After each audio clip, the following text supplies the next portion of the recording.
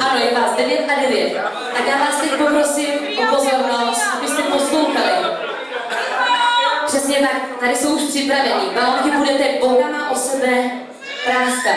Ne najednou, prosím, měli jsme svatbu, který všichni jako najednou to práskli, jo, tak ne. Ten, kdo stojí u židle, opře se a ten druhý za něm ten balonek práskne. Ten za ním jde k židli a ten druhý odchází dozadu.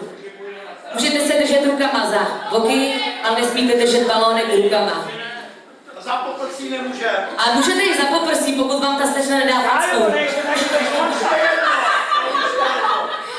Takže vyhrává ten, která fronta bude nejrychlejší. Co je výhra?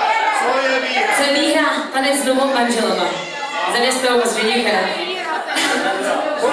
Když se líbí nadšení fakt nevěsty, jako jo.